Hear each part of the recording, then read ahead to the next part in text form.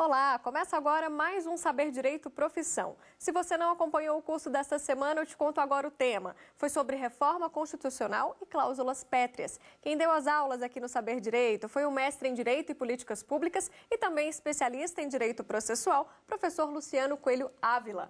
Agora a gente bate um papo com ele aqui para saber de toda essa trajetória, da carreira e o mercado de trabalho. Professor, seja muito bem-vindo aqui ao nosso programa. Obrigado, Mariana. O prazer é todo meu. Que bom. Professor, olha só, nesse primeiro bloco a gente sempre conta um pouquinho da vida, né, da carreira, e aqui nos bastidores você já me adiantava que tem umas histórias muito curiosas. O direito, então, não foi a primeira paixão, né, na sua vida? Definitivamente não, Mariana.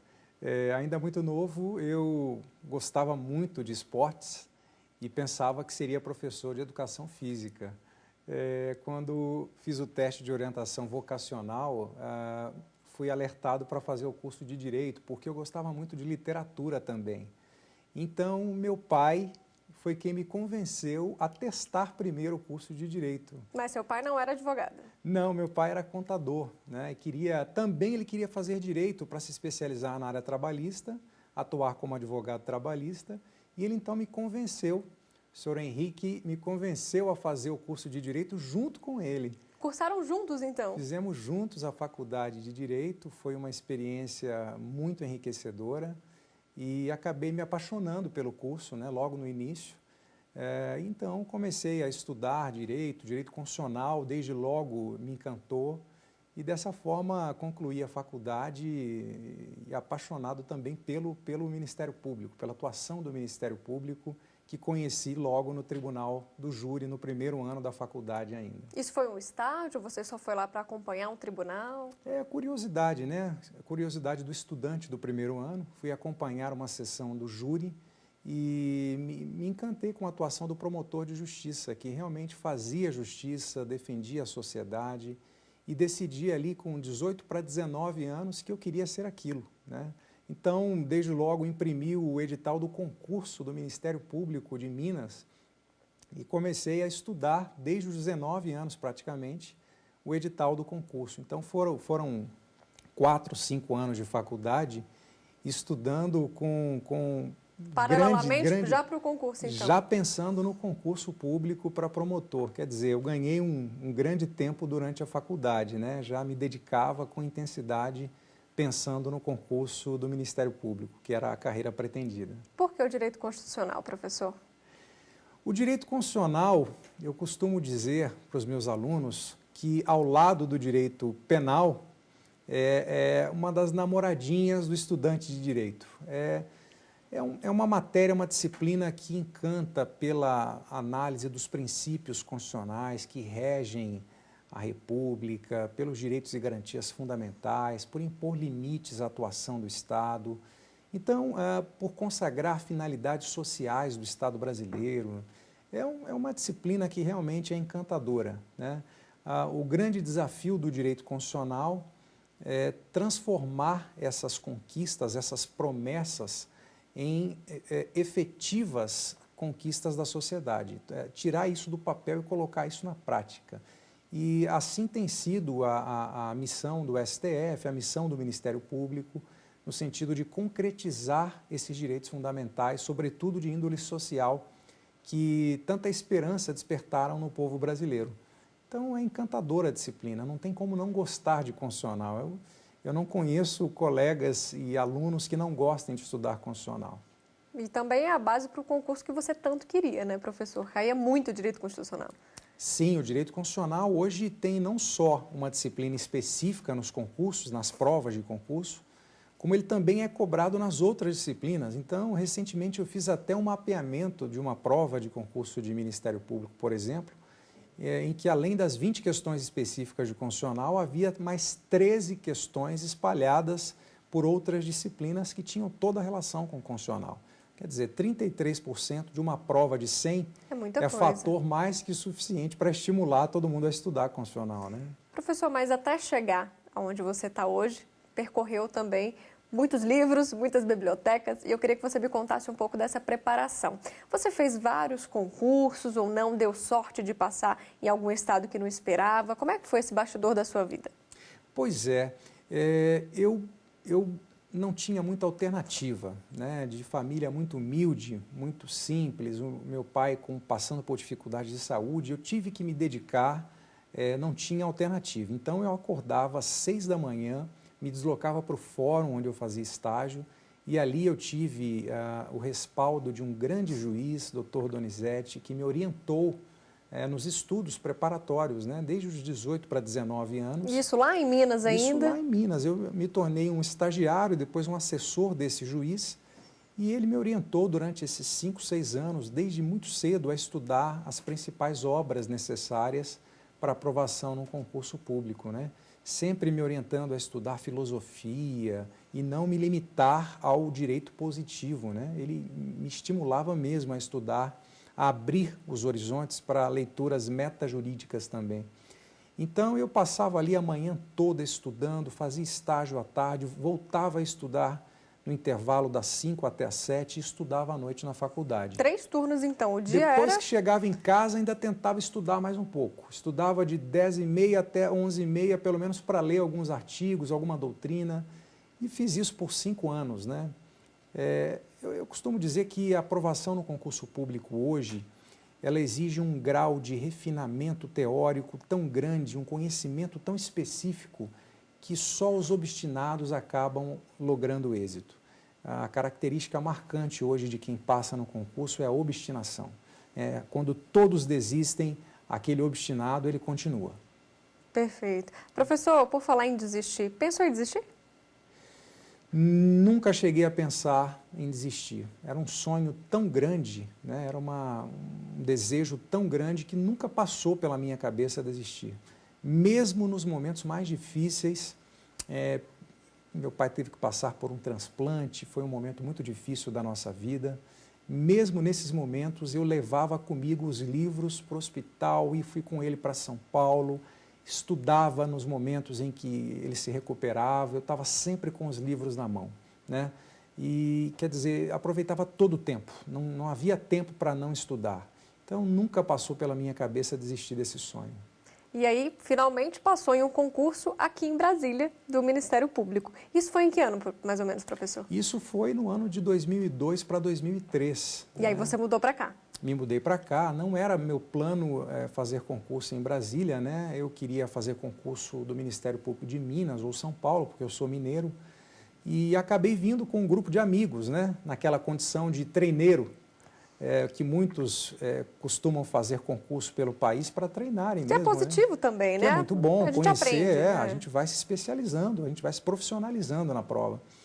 E acabei vindo num grupo de 11, 12 colegas e no fim só eu passei nesse concurso e acabei vindo para Brasília sem nunca ter pensado em vir para cá. Hoje estou plenamente adaptado, né? Gosto muito da cidade e descobri que Deus escreveu certo por linhas tortas, porque o Ministério Público do Distrito Federal tem uma das melhores estruturas de trabalho do Brasil. Então, poderia ter passado muito tempo percorrendo as comarcas de interior de Minas, sem saber a estrutura de trabalho que teria. Acabei vindo direto para Brasília, onde tive a oportunidade de fazer um curso de mestrado, me dedicar ao magistério, e comecei a realizar, a partir disso, diversos outros projetos que eu tinha em vista. Bacana. E aí, dar aulas também já estava no seu plano? Também era um outro sonho, né? Eu assisti às aulas dos meus professores e tinha um professor em especial, que era o professor Gregório Assagra de Almeida, que me inspirava muito, me motivava muito. E eu sonhava em ser promotor e professor como ele era, né? O Cláudio Fonteles, ex-procurador-geral da República, ele tem uma frase marcante sobre a importância do professor. Ele diz que o professor é o artífice dos sonhos. E realmente o professor, ele estimula as vocações, ele desperta os sonhos das pessoas, e mesmo que inconscientemente, né? Então eu me inspirei muito no professor Gregório Assagra, que é um grande mestre, para poder também me tornar um professor na área do direito. E com certeza hoje também, professor, muitos alunos se inspiram na sua história. Pois é, eu já estou lecionando há mais de 10 anos e já temos aí algumas dezenas, pelo menos, ou uma centena de ex-alunos aprovados em concurso de Ministério Público, magistratura por todo o país, né? Defensoria Pública. E a gente tem sempre esse feedback dos alunos, é sempre estimulante ouvir dos alunos o quanto as aulas os auxiliaram na preparação dos concursos. Então, de fato, é um aprendizado mútuo, né? Enriquece muito não só o aluno, mas, sobretudo, inspira, motiva o professor a se manter sempre atualizado para poder auxiliá-los. E por falar nisso, professor, em 2009 você participou aqui, né, no Saber Direito com a gente, e tem uma história curiosa, né? Os alunos começaram a te ver também de uma forma diferente depois que assistiram às suas aulas aqui? Me conta um pouco disso. Pois é, já se vão quase 10 anos, né, Mariana? E eu gravei um curso sobre remédios constitucionais. Esse curso já teve mais de 50 mil visualizações no país e fui convidado para dar um curso no interior do Mato Grosso, em Sorriso. E lá fui reconhecido por uma aluna pelo curso Saber Direito, de 10 anos atrás. Ela falou, professor, você deu aula no Saber Direito, não é isso? Eu falei, nossa, você assistiu? Assisti pelo YouTube, adorei as aulas, que bom que o senhor está aqui. Quer dizer, eu não tinha dimensão desse alcance do programa Saber Direito. Mas, de fato, hoje eu percebo que milhares de estudantes no Brasil têm acompanhado mesmo as aulas que são apresentadas com grande qualidade audiovisual, qualidade técnica, né? De forma que o programa tem essa dimensão que a gente realmente não esperava. E é uma forma também diferente de estudar, sair um pouco dos livros, que às vezes é cansativo, às vezes o aluno, né, não aguenta mais ler tanto, e assistir uma aula talvez é uma forma também de agregar. Sem dúvida. Eu mesmo, na minha preparação, quando me cansava do estudo da doutrina, da lei seca, da jurisprudência, eu procurava sempre ouvir, né, desenvolver o senso, a capacidade auditiva de ouvir as aulas dos meus professores. Fazia isso até nos percursos de ônibus, quando eu ia fazer concurso. Então, a viagem de ônibus da minha cidade, Varginha, até Brasília era de mais de 15 horas. Eu vinha ouvindo áudios dos meus professores de lá até aqui. A gente tem que desenvolver todos os sentidos do estudo, o que passa pelas aulas também, que são menos estafantes, menos cansativas, né? Sem prejuízo do conteúdo, que acaba sendo um conteúdo muito rico, porque nos atualiza com as últimas tendências e nos abrevia, né, o caminho para a preparação. Professor, eu te peço um minutinho, o papo está ótimo, mas a gente faz agora um rápido intervalo. No próximo bloco a gente fala sobre mercado de trabalho. Não saia daí.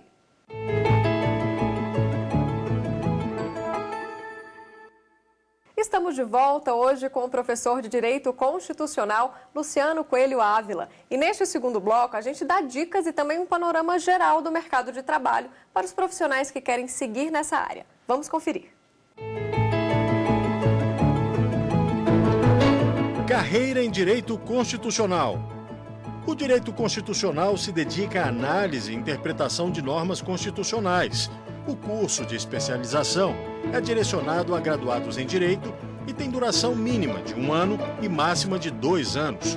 Dentre os temas da área estão Teoria Geral da Constituição, a Constituição Federal de 1988, o controle de constitucionalidade das leis e a eficácia e a aplicabilidade das normas constitucionais. As melhores opções de mercado estão em consultorias, na advocacia e no serviço público. Dar aulas também é uma ótima alternativa.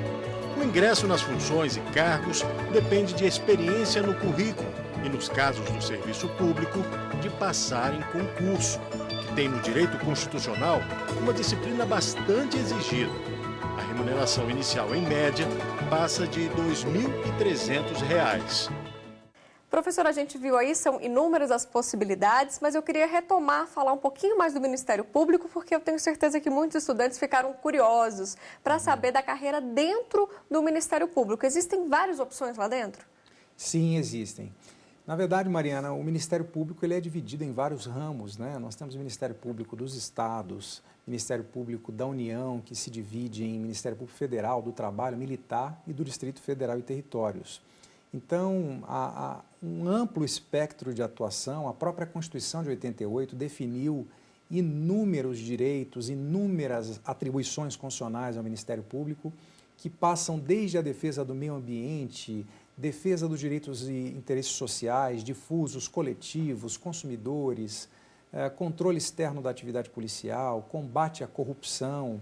São várias áreas de atuação, então, né? São inúmeras áreas de atuação. Por quais você já passou, professor? Nesses 15 anos de carreira, que eu completo agora em 2018, eu já passei pelo júri, já passei pela área criminal, juizados especiais, defesa do meio ambiente, defesa de consumidores, fazenda pública, até chegar na área atual, que é a área de controle de constitucionalidade e recursos constitucionais da Procuradoria-Geral de Justiça. Então, o aprendizado foi muito grande ao longo desse período, especialmente no início da carreira, quando eu ingressei com apenas 25 anos no Tribunal do Júri de Ceilândia. Então, ali houve um grande aprendizado. É uma cidade satélite aqui de Brasília, só para a gente explicar. Sim, exatamente. Ali foram quase 60 sessões plenárias que eu tive que fazer, né? Então, o aprendizado da tribuna do júri me auxiliou muito no desenvolvimento até da oratória, da capacidade de convencimento dos jurados, né? E, consequentemente, me auxilia no magistério. Foi talvez o maior aprendizado dentro do Ministério Público. Teve algum caso que te marcou no tribunal? Muitos casos, né? Muitos casos marcantes. Na verdade, o promotor de justiça, ele atua quase que solitariamente dentro do júri em defesa da sociedade. É uma figura que ali representa a sociedade, às vezes mesmo contra a vontade da família do autor que está sendo acusado. Então, é um trabalho que exige muita atenção, muita dedicação, e o promotor, quando fala, ele representa a justiça, ele está ali desenvolvendo um papel de defender a sociedade, de forma que, nesse papel de convencimento dos jurados, há um grande aprendizado, né? A gente aprende também a debater em alto nível com os advogados de defesa, aprendemos a respeitar a figura humana do réu, que também é um ser humano e precisa ser respeitado como tal. E no tribunal a gente tem também, professor, aquela característica de ter, normalmente, casos que têm clamor social muito grande, né? Que isso também, de certa forma, atrapalha na Sim. hora de você fazer um... Eu procurei sempre pautar minha atuação no tribunal do júri por uma atuação técnica, né? Sempre não midiática. Isso me ajudou bastante, né? Não levar as questões para o lado midiático. Acho que a atuação do promotor do júri tem que ser técnica. Ele tem que convencer os jurados com as provas dos autos que o réu é culpado, ou até às vezes pedir a absolvição, porque o promotor faz justiça, ele não é um órgão de acusação, como por vezes se dissemina de forma equivocada. Várias vezes eu pedi a absolvição, por entender que não haviam provas suficientes para a condenação do réu. Então, ali a gente desenvolve um senso de justiça que nos permite atuar com sensibilidade, com o propósito de realmente perseguir a justiça, que é o propósito do Ministério Público. E atualmente, em qual área que você está trabalhando lá no Ministério? Atualmente eu estou na coordenação de recursos constitucionais, formulando recursos especiais, extraordinários para o STJ e para o STF, levando as questões para os tribunais superiores, as grandes questões constitucionais de interesse do Ministério Público, como, por exemplo, a discussão que envolveu a possibilidade de execução provisória da pena a partir de condenação em segunda instância, que são temas frequentemente discutidos pelos tribunais superiores. Essa é a minha função, atuar como assessor na área constitucional do Procurador-Geral de Justiça, que é o chefe do Ministério Público. E até hoje o maior desafio dentro do Ministério? Eu diria que, na verdade, não é o maior desafio. Sempre os desafios complementam, né? Eles coexistem, sempre nos enriquecem. A cada novo desafio, eu aprendo muito sobre a atuação do Ministério Público. E ao longo desses 15 anos, eu aprendi muito sobre a própria forma de atuar de um promotor de justiça. É como se fossem várias profissões dentro de uma só. Atuar no júri exige um perfil, atuar no combate à violência doméstica exige um outro perfil, por exemplo. Eu já passei pela área de violência doméstica, aliás, sou titular de uma promotoria de violência doméstica. Atuar pela defesa do meio ambiente já exige uma outra afinidade com a temática. Defesa de direitos humanos, combate à corrupção. Então, na verdade, não há uma missão que seja a mais espinhosa, a mais difícil.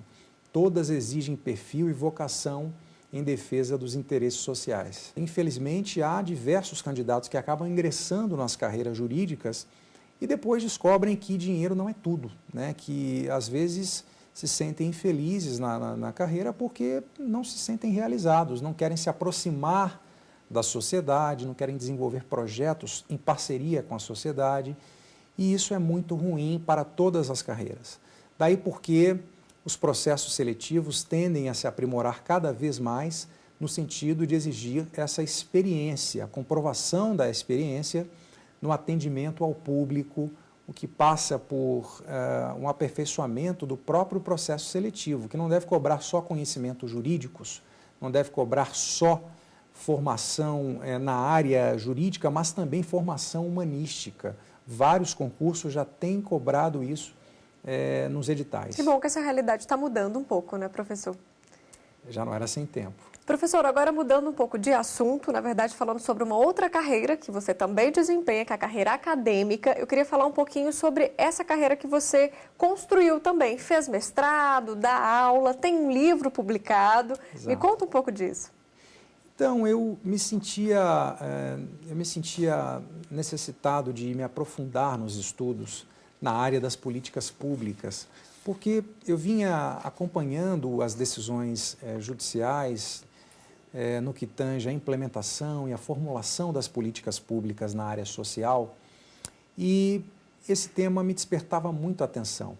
Fala-se tanto em judicialização das políticas públicas, mas afinal o que é uma política pública? O que é elaborar uma política pública? Seu mestrado foi mais ou menos nessa área? Então, eu procurei o curso de mestrado em Direito e Políticas Públicas. E ali eu tive a oportunidade de ter uma visão um pouco além do estritamente jurídico.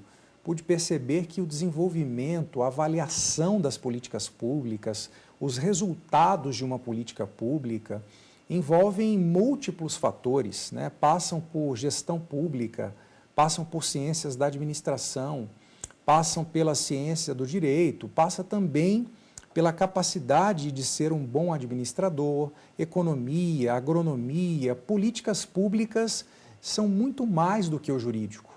Aliás, nessa minha obra que eu publiquei como fruto da minha dissertação de mestrado, Políticas Públicas de Prestação Social, entre o método, a abertura participativa e a revisão judicial, eu enfatizo que talvez o aspecto jurídico seja o menos relevante das políticas públicas.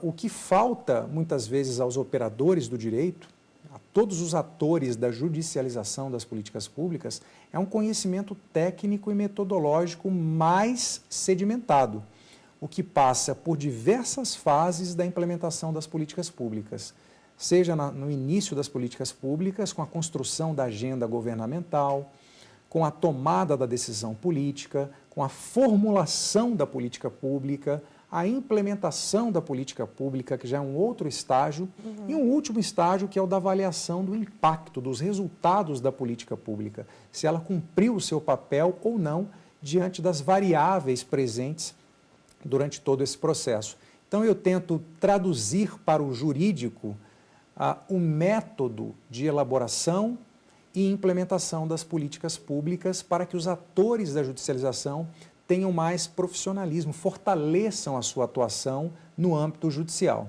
Basicamente, esse foi o objetivo do trabalho acadêmico. Professor, a gente ainda tem muito assunto para conversar, mas o programa, infelizmente, chega ao fim. Eu agradeço pelas suas dicas, pelo seu conhecimento aqui nesse programa. Mariana, eu fico extremamente honrado por mais um convite da TV Justiça e espero que com essa nossa entrevista tenhamos inspirado alguns estudantes no Brasil para a carreira do Ministério Público, que cada vez mais depende de mentes e jovens idealistas na transformação social desse país. Muito obrigada, professor. Obrigado. Bom, a gente fica por aqui, né? Mas você pode continuar com a gente na internet também. Acesse tvjustiça.jus.br e não deixe de rever as aulas e o nosso programa no novo canal do YouTube, TV Justiça Oficial. Obrigada pela companhia e até a próxima semana. Tchau! Música